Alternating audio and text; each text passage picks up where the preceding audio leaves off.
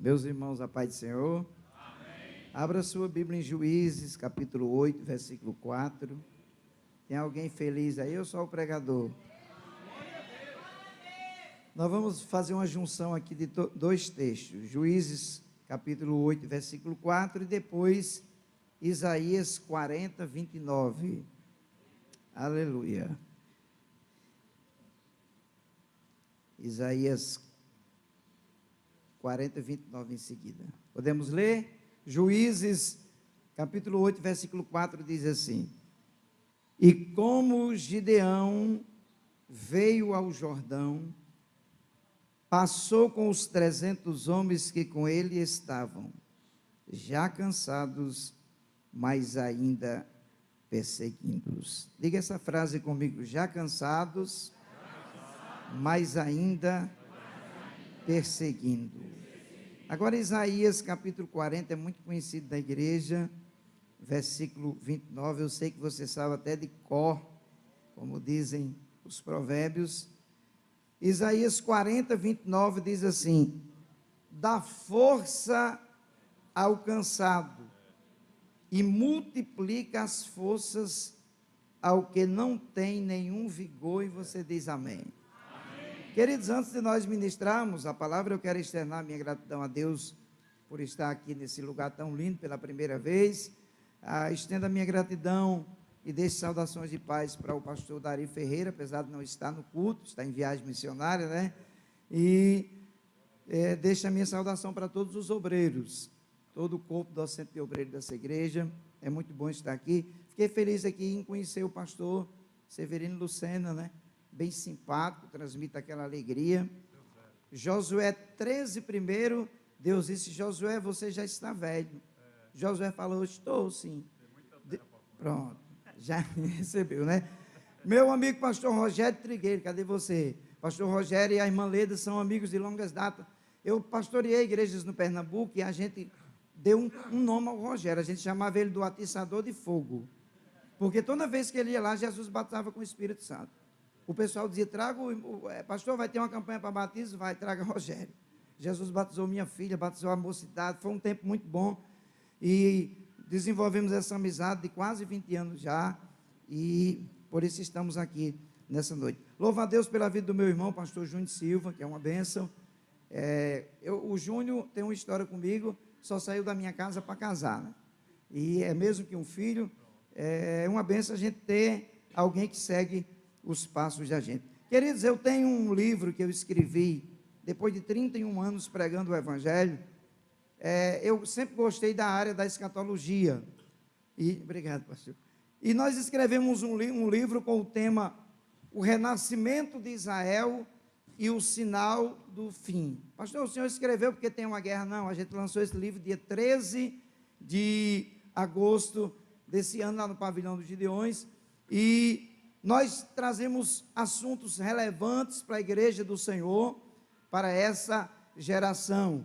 Eu vou mostrar para vocês aqui, com base bíblica, baseado numa profecia de Isaías, que a maior profecia bíblica que nos aponta o arrebatamento da igreja é o renascimento de Israel.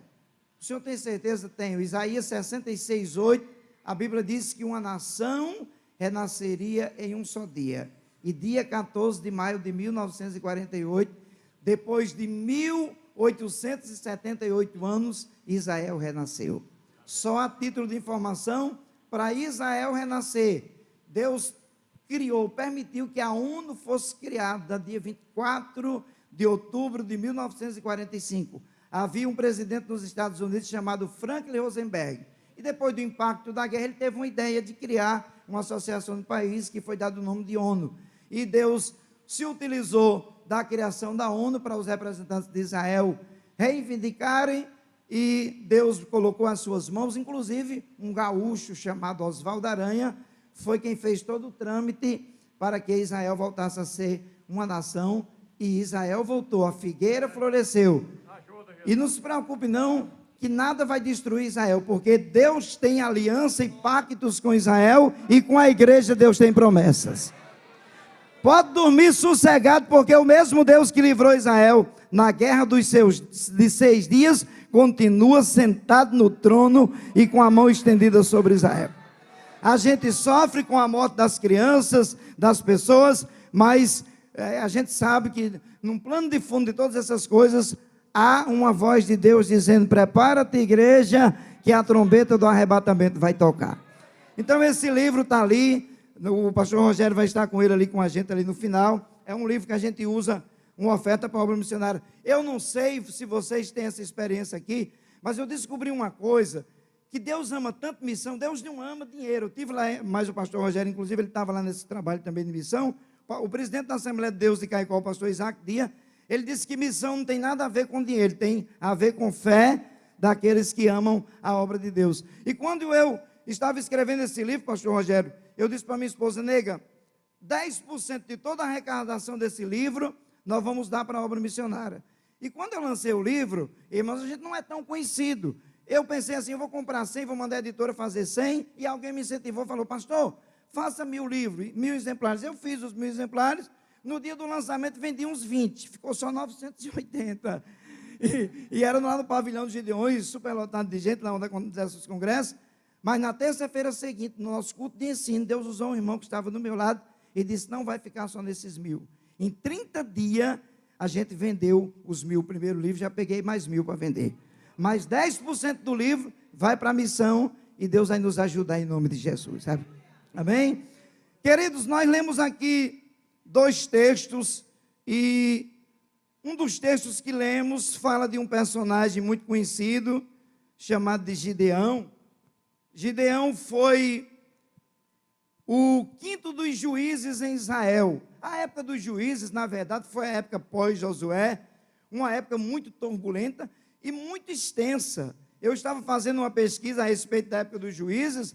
A época dos juízes começou no ano 1390 e terminou no ano 1030, ou seja, foram 360 longos dias e um período de 14 juízes. O primeiro juiz, Otoniel, que julgou Israel 40 anos, depois ficou muito tempo sem um juiz, o povo pecou, clamaram, se arrependeram, Deus mandou o segundo juiz, até o 14º juiz, chamado Samuel.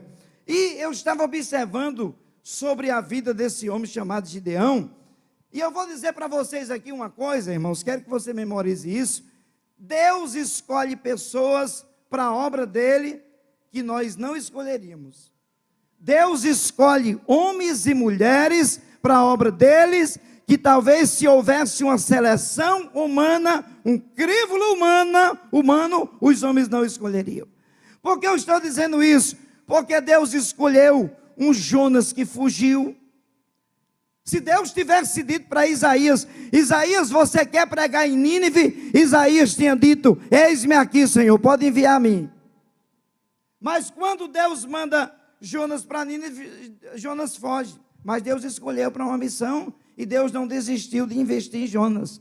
Deus vai escolher alguns personagens bíblicos que às vezes causam até um impacto negativo na vida dos leitores. Mas Deus escolhe, trata com quem escolhe, age na vida de quem escolhe, prepara quem ele escolhe para fazer a obra e o nome dele ser glorificado. Eu sei que você conhece esse texto célebre da Bíblia, porque dele e por ele e para ele são todas as coisas. E esse homem chamado Gideão, Deus chama ele para essa missão de juiz, e ele vai julgar Israel 40 anos. Deus chama ele em um dos momentos críticos e um momento que ele está vivendo uma verdadeira crise existencial. Por que eu estou falando isso? Porque a Bíblia diz que os amalequitas, os midianitas e os moradores das montanhas do Oriente estavam vindo contra Israel e roubando tudo que eles tinham. E para Gideão tentar salvar um pouco de comida, Gideão pegava o trigo e ia malhar no lagar, um lugar inadequado, porque para malhar trigo precisava de espaço, e o lagar era um lugar apertado para se confeccionar o suco e o vinho através do trabalho que era feito no lagar. E Gideão está improvisando. Eu quero dizer para você que não se desespere quando você tiver que improvisar alguns momentos da sua vida. Deus trabalha em meio de momentos difíceis quando você precisar improvisar.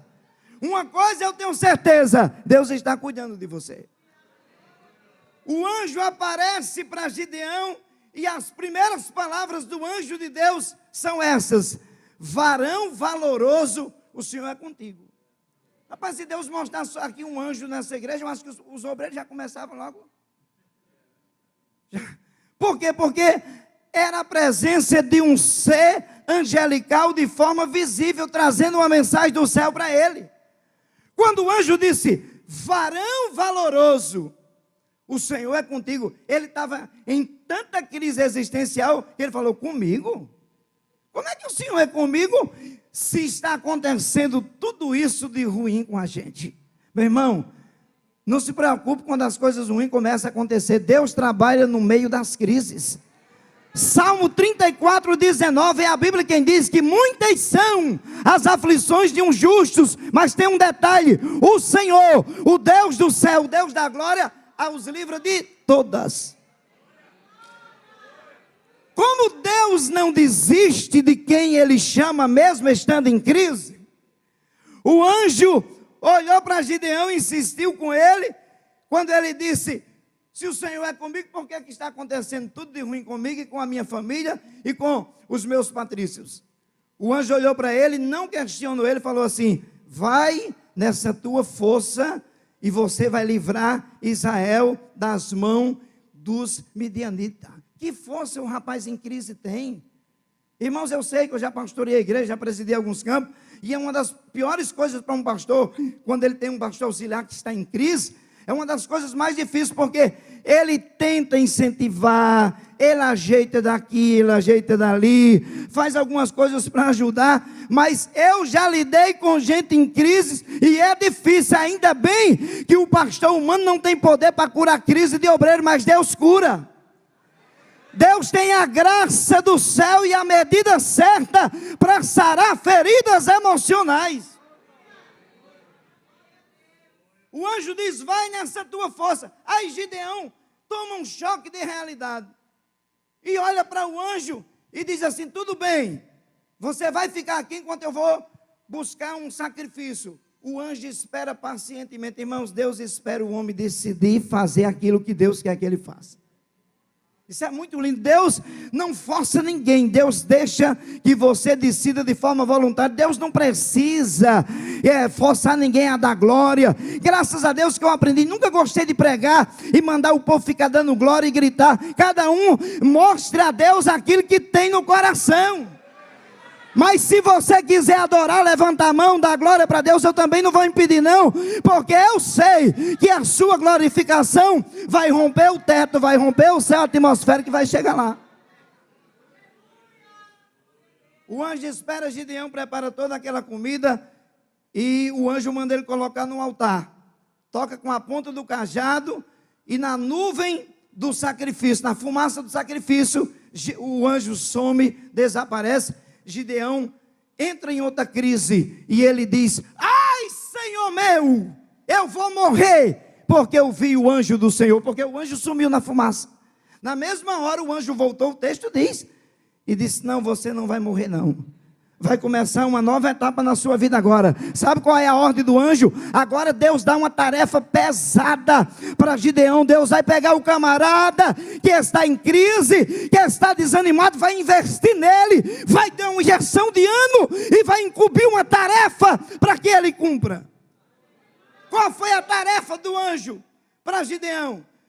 Você agora vai pegar o segundo boi do seu pai, aquele boi bonito. Eu acho que se ele fosse nordestino, ele até escovava o boi, não era, pastor Júnior? Lembra que os mais antigos davam uma ajeitada no boi, nos cavalos? Você vai pegar o boi de 7 anos, o segundo, não pega o primeiro nem o terceiro, porque Deus trabalha em cima de detalhes. Tem gente que às vezes está fazendo um trabalho para Deus que parece até pequeno e insignificante. O céu está vendo. Não se preocupe não, não é por ser destacado o seu trabalho que tem mais prioridade diante de Deus ou tem mais honra. Vá fazendo por trás dos bastidores, porque os céus estão olhando para você. Eu vou dizer uma coisa para vocês, pastor Júnior é meu irmão biológico, sabe bem, eu nunca tive problema, nem eu nem ele, nós somos 3 irmãos pastores, de trabalhar servindo ao ministério e obedecendo nossa liderança. Lá em Florianópolis, nós estávamos numa reunião e o pastor presidente olhou para a gente e falou assim: eu gosto desses meninos do Nordeste, porque se a gente mandar eles pintar o salão da igreja de verde, eles pintam. Se amanhã mandar despintar o verde, pintar de amarelo, eles despintam e repintam. Eu falei assim: sabe por quê? Porque Deus nos chamou para servir. Deus não nos chamou para outra coisa a não ser servir. Eu estou escrevendo um novo livro com o tema Servir a Deus, o serviço de Deus. E eu estava lendo uma frase de uma poetisa chilena de saudosa memória chamada Gabriela Mistral. E em um dos seus livros, a Gabriela diz que Deus, apesar de ser quem Ele é grande, Ele é Senhor, Ele é soberano, Ele é poderoso, apesar de todos esses atributos divinos que Ele tem, Ele serve aos homens. O senhor prova, pastor, quem é que dá a chuva, e a chuva rega a terra e nasce o arroz, o feijão, o milho? É Ele, Ele serve a você. Pastor Jailton, esqueci de agradecer ao senhor, quando eu estive aqui da outra vez, o senhor me deu uma janta tão boa e me recebeu também. É tanta gente. Deus serve você. Eu fui no gabinete da doutora Fernanda lá em Santa Catarina, na cidade que eu moro, de Itajaí, que eu estava com uns problemas de saúde, e ela pediu um hemograma, eu fui levar um hemograma para ela. A doutora Fernanda pegou o hemograma e falou assim: Erinaldo, você trabalha em escritório? E eu realmente naquela época trabalhava. Ela falou assim: você trabalha num lugar fechado? Eu falei: sim, doutora. Ela falou assim: você está precisando tomar sol. Eu disse: por quê? Ela disse: porque o sol é o maior gestor de vitamina D. Você precisa tomar sol. E quem é que dá o sol para nós? Olha aí Deus servindo a humanidade. Se alegre, crente, porque você serve a Ele e Ele honra você servindo a você com bênçãos e bênçãos e bênçãos, igual o pastor leu no Salmo 84 aqui. Você é abençoada, irmã. Você é abençoado. Tem irmãs aqui que na hora do culto dá até aquele choque de cheiro, de tanto perfume diferenciado que elas usam. Antigamente as mulheres não podiam comprar um perfume desse, mas Deus começou a abençoar na igreja. Deus começou a prosperar. Hoje é crente de Hilux, é crente de carro importado. A gente não via isso há um tempo atrás. Não. Os crentes descobriram que Deus prospera, começaram a orar, e Deus começou a abrir porta e abençoar crente. Está cheio de crente empresário, coisa que a gente não via alguns anos atrás. Por quê? Porque descobriram que Deus abençoa a vida deles por meio da fé.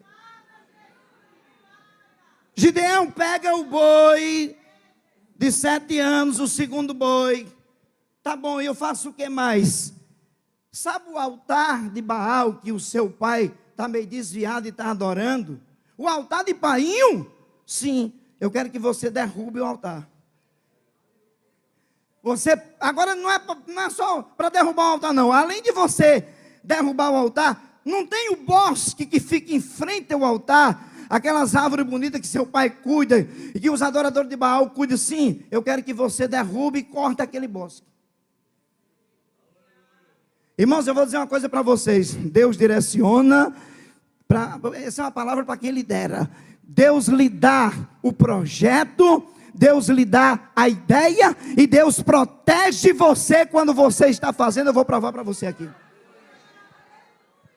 Gideão recebe a ordem: queimar, ou seja, cortar o bosque, levantar um altar para Deus no monte, matar o boi e oferecer em sacrifício a Deus aquele boi lá no altar.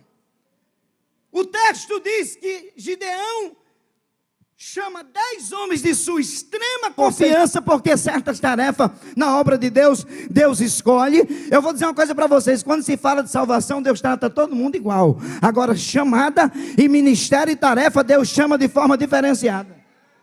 Jesus tinha 12 apóstolos, mas tinha coisa em particular que era só para 3, e só quem colocava a cabeça no ombro de Jesus era João, o discípulo do amor. Particularidade. E aqui tem gente nesse nível com Deus, viu?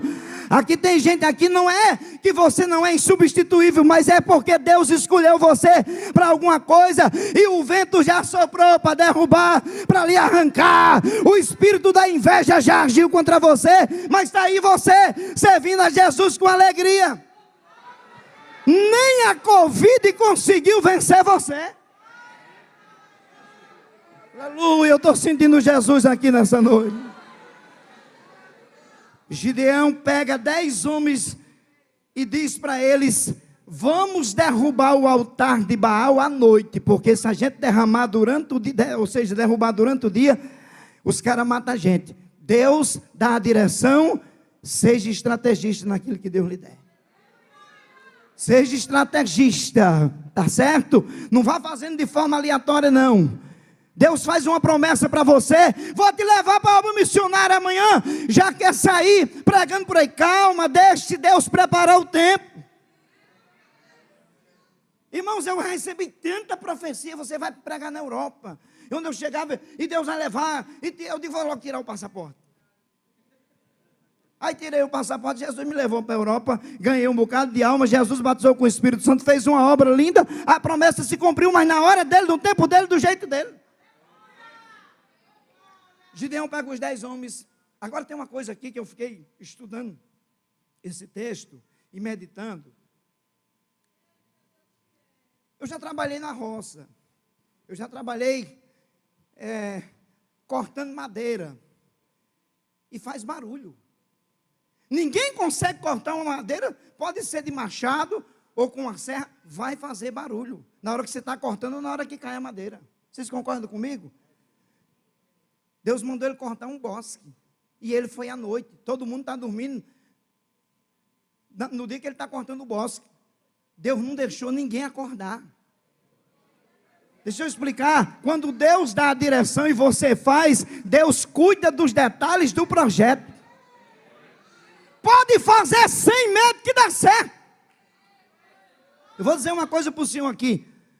O senhor é obreiro, é pastor, cuida de obra. Eu vou explicar uma coisa aqui, eu vou usar o senhor como exemplo. Tem duas maneiras de nós obreiros fazermos a coisa na obra de Deus. Isso serve para o obreiro, para as irmãs, para quem dirige trabalho. Quais são as duas maneiras? Primeiro, tem a revelação que Deus dá para você. Você está orando, Deus diz: faça isso, isso. Mas dá certo demais, pastor, não dá? Dá bem certinho, nada dá errado. Tem umas lutinhas, mas dá tudo certo.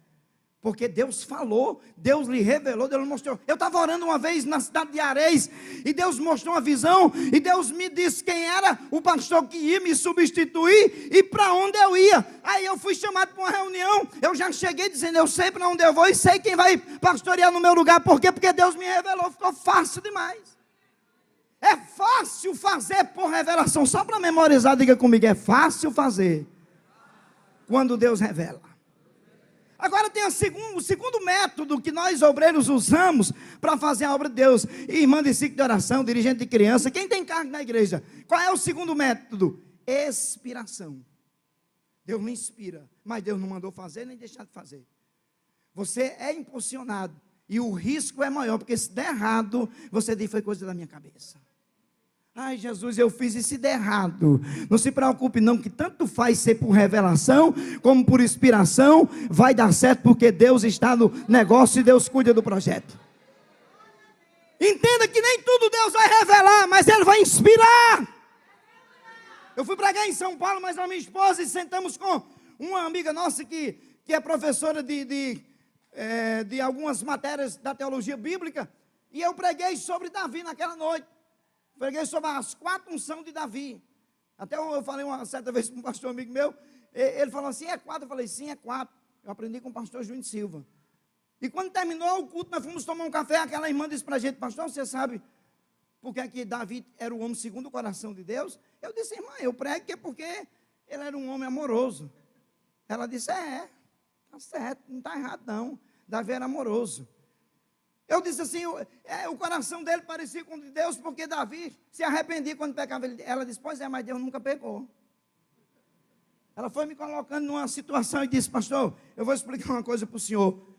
Deus tinha um projeto que não mandou profeta falar para Davi, nem revelou para Davi, que era transformar a cidade de Jebus na cidade de Jerusalém, a capital do seu reino. E um dia Davi tem uma inspiração sem ter recebido revelação, sem profeta ter mandado, e ele vai lá e toma a cidade de Jebus, transforma ela na capital de Deus. E é nesse momento que Deus entendeu que o coração de Davi está conectado com o seu coração. Aquilo que Deus projetou, sem revelar para ele, ele foi lá e fez.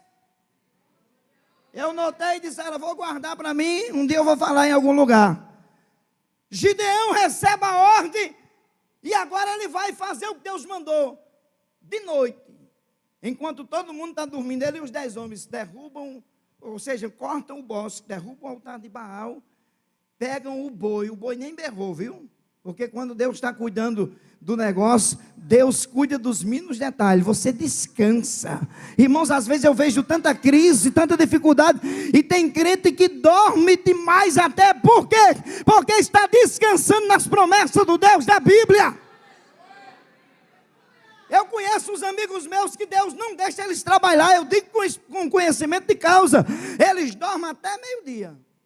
Para falar com eles eu nem ligo, porque depois do meio-dia eles acordam.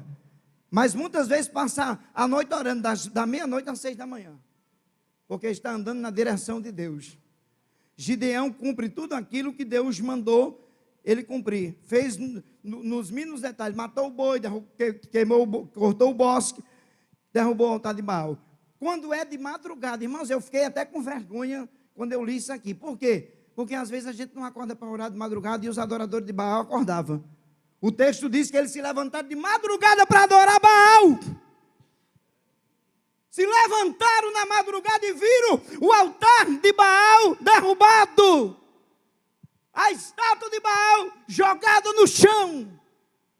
E o texto diz que eles inquiriram e descobriram, porque, irmão, não tem como Deus chamar você para cumprir uma missão e você ficar escondido. Logo vai aparecer o trabalho que você faz para o reino. Continue fazendo, porque uma hora vai aparecer para a glória de Deus e para a honra do seu ministério. Descobriram que foi Gideão, filho de Joás, e já foram com tudo para cima. Mas quem tinha mandado foi Deus. Então quem ia cuidar era ele. Eu e o pastor Júnior dirigimos uma igreja, na época eu pastoreava e ele me ajudava. Nós tínhamos que atender umas agendas de bicicleta e tínhamos que passar numa vila de cachorros que corriam atrás de nós, que queriam nos morder, e todo dia morria gente com o carro da cana que passava, e os caras colocavam a cana meio atravessada, aquela BR lá de Natal que liga a 101, que fizeram a 101, entre Areias e Goianinha, ali era a rodovia da moto, mas Deus nunca deixou os cachorros morder a gente, nem o estalo de cana pegar no pescoço da gente, porque Deus tinha levado nós para fazer a obra dele. Ficaram bravos com Gideão, o pai de Gideão. Olha quem é que Deus vai usar, o idólatra. Vai usar o adorador de Baal. E vai dizer assim: se Baal é Deus, ele que resolva por si mesmo, ele que defenda-se. Ninguém vai tocar no meu filho. Quem tocar no meu filho vai morrer. Deus cuidou de Gideão. Deus cuidou de forma excelente. Cumpriu essa tarefa. Agora Gideão ainda está em crise. Porque é a gente que Deus está usando, está dando direção, mas prefere sempre abraçar a crise. Irmãos, eu já li alguns textos da Bíblia e eu descobri alguns personagens que viveram crise existencial. Nós temos crise na vida do profeta Elias, depois que foi ameaçado por Jezabel, se deitou debaixo de um zimbro e disse: é melhor eu morrer, não vale a pena mais me ver. Nós vamos encontrar Jó em crise, amaldiçoando o dia que nasceu, mas foi uma única vez que esses homens tiveram crise. Gideão constantemente estava em crise, mas Deus nunca desistiu de Gideão. Gideão agora recebe uma nova ordem de Deus, mas ele faz uma prova com o anjo. Ele falou assim: será que Deus está comigo mesmo? Irmão, será que a gente não tem estes pensamentos de vez em quando? Jesus lhe batizou com o Espírito Santo, Jesus cuida de você, seu nome está escrito no céu, no livro da vida, você está lavado no sangue de Jesus, mas de vez em quando vem a crise emocional. Será que se a igreja for arrebatada eu vou subir? Vai subir debaixo do sangue de Jesus, porque você vai ser arrebatado pelo poder do nome de Jesus. Gideão disse para o anjo: tudo bem, se Deus estiver comigo, eu vou colocar um velo de lã em um cajado e vai dar aquela chuvarada à noite, e eu só quero que o velo de lã esteja molhado, eu quero a terra seca. O anjo disse: faz. Ele fez, eu estou adiantando, deu tudo certo. Ele deu aquela olhada e disse assim: eu vou fazer diferente agora. Eu quero que o velo de lã esteja agora seco e a terra esteja molhada. Aí não teve jeito, Deus colocou a mão, abençoou o trabalho naquela noite, a terra ficou toda sequinha, ou seja, toda molhada, e o velo de lã seco. Aí Gideão se animou mais uma vez. Irmãos, eu vou dizer para você que não tem crise que vá vencer você, não tem desânimo, não tem depressão, não deixe que nada disso separe você da promessa e da chamada de Deus. No momento que você estiver mais fraco, Deus vai gritar e vai dizer: você é forte, porque eu tenho graça do céu para você. Gideão parte para uma nova tarefa. Deus revestiu ele do Espírito. Juízes 6:34, ele tocou a buzina e ele viu uma multidão de 32 homens chegar diante dele. Gideão, o que é que você quer que a gente faça? Gideão ficou logo alegre. Imagina o cara ser pastor de uma igreja de 32 mil crentes. Dava para fazer congresso de manhã, de tarde e de noite, os 365 dias. Quando Gideão olha e fica poderoso: olha, agora eu tenho muita gente para eu mandar. Deus diz: Gideão, tem um segredo aí, viu? Tem gente covarde e medrosa aí no meio. Gideão disse: tem não, Deus. Está tudo fazendo com amor. Deus disse: faça uma prova. Só faça uma perguntinha básica. Quem for covarde e medroso, vote. 22 mil homens votaram. Gideão disse: meu Deus, a igreja é quase esvazia agora. Mas ainda tem 10 mil, ainda dá para quebrar um galho. Deus disse: pois é, mas tem muita gente ainda, porque se vocês vencer com 10 mil, alguém vai dizer que foi vocês que venceram. Faz a prova lá no Ribeiro das Águas, fica olhando quem toma água igual o cão. E Deus estabeleceu 2 regras. Aí o texto diz que bebia água igual um cão, apenas 300 homens, 9.700. Deus disse: mande para casa, e é com esses 300 que você vai vencer a guerra. Mas mesmo assim, sendo revestido pelo Espírito, tendo direção de Deus, eu já estou caminhando para o final, outra crise tomou a conta da vida de Gideão. Deus, quando viu que Gideão estava em crise, havia um moço que cooperava no ministério de Gideão, que era auxiliar de Gideão, chamado Purá. Deus disse: Gideão, você continua em crise, eu disse que você vai vencer com os 300, faz o seguinte, pega o seu servo Purá, para derrubar o altar de Baal, era 10, agora para um negócio misterioso era só 1, tinha que ser alguém que tinha a mesma visão, que ia pegar junto, que ia acreditar que aquilo que Deus mostrasse ia cumprir. Gideão chamou o seu moço Purá e foram para o arraial dos midianitas. Havia 135 mil midianitas prontos para acabar de uma vez com a nação de Israel. E o texto diz que eles ficariam escondidos bem quietinho, porque tem hora que não precisa você fazer, só gemer. Tem tempo que, irmão, tem tempo que você ora, jejuma, não tem nem muita força para orar, mas está lá sempre gemendo. Eu já fiz muito isso, ficar de joelhos sem palavra, mas daqui a pouco você começa a sentir Deus na sua vida, e tem certeza que Deus está agindo. Purá e Gideão ficaram quietinhos. Daqui a pouco, um homem no arraial dos midianitas diz para os amigos: acordei agora meio perturbado, porque eu tive uma visão. Eu tive uma revelação, Deus mostrou até para o camarada ímpio o que Deus ia fazer. E o que é que você viu? Eu vi um pão de cevada passando aqui pelo arraial aqui, e chegando na tenda do capitão, do general do exército, e derrubando a tenda. O outro camarada, parece que tinha o dom de interpretação, disse assim: já sei, é a espada de Deus que está na mão de Gideão. Aí Gideão olhou para Purá e disse: você crê, Purá? Creio, eu também creio, vamos embora, vamos chamar os 300 e vamos para a guerra. E começou a batalha. Eu não vou contar a história dos cântaros, que você já sabe. Começou a guerra. Gideão mata 120 mil homens, mas tinha 15 ainda. E eu li com vocês aqui, Juízes capítulo 8, versículo 4. Gideão veio com os 300, passou o Jordão, estão cansados, mas ainda estão perseguindo. Tem uma revelação de Deus muito forte aqui nesse texto. As crises, as lutas, as adversidades fazem a gente cansar. Eu não estou falando de desistir de Deus, cansar literalmente, tanto no sentido físico como às vezes espiritual. Tem muitos crentes que estão esgotados espiritualmente, mas a graça de Deus continua disponível para renovar. Eu fiquei feliz quando as irmãs falaram aqui no hino, que Deus é um Deus que renova. Eu disse, vai fechar com a mensagem que eu vou pregar. A graça de Deus está disponível para quem está desanimado. Gideão tem 15.000 inimigos ainda para vencer, mas ele está cansado. Eu vi um psicólogo fazer uma afirmação sobre a canseira no nosso corpo. Ele disse que a nossa psique armazena um certo tipo uma certa fórmula, que nós só usamos ela nos momentos de fraqueza, quando nós não temos mais nenhuma alternativa. Como assim, pastor Inaldo? Quantas vezes você já conseguiu força sem ter forças para conseguir forças? Quantas vezes você venceu batalha que parecia invencível? Daqui a pouco os 300, os homens que estão com Gideão estão cansados, mas eles têm um objetivo. Sabe por que você não desiste da obra, você não desiste de Deus, mesmo cansado, mesmo às vezes humilhado, rejeitado, não sendo tratado como queria ser tratado, você não desiste, sabe por quê? Porque você sabe que você é cidadão do céu, e você sabe quem chamou você sabe que você está fazendo para o céu.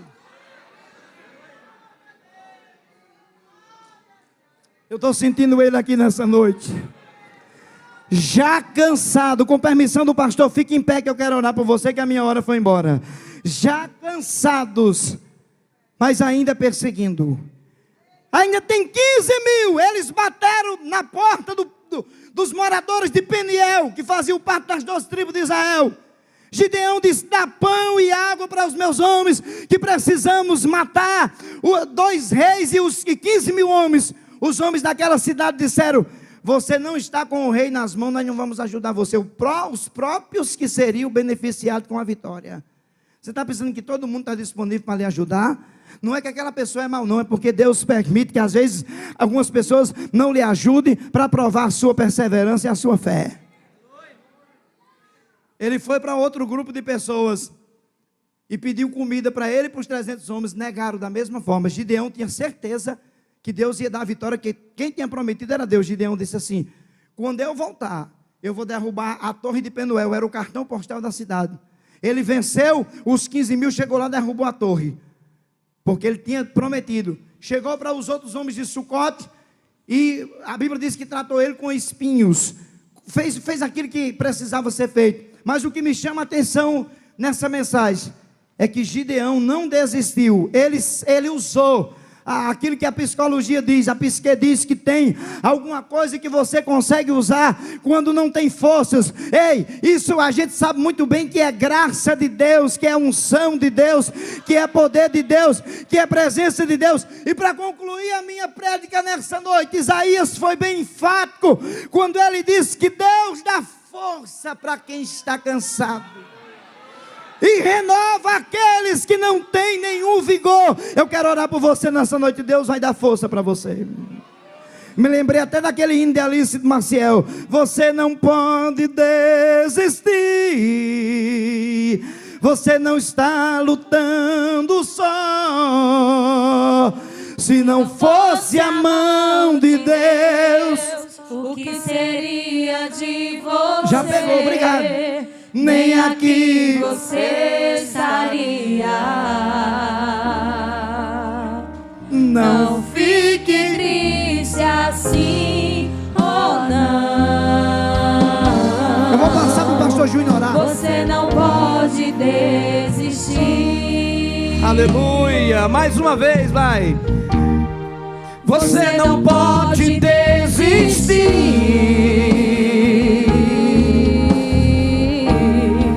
Você não está lutando só.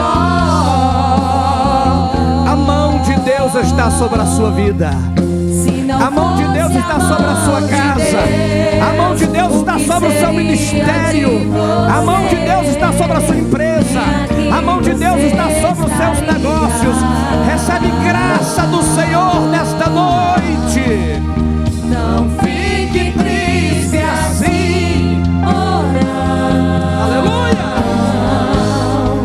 você não pode desistir. Senhor, graça te damos pela tua palavra. Tomamos posse de tudo que foi pregado nesta noite. E o Deus que ajudou a Gideão em meio às crises, venha nos ajudar, Senhor.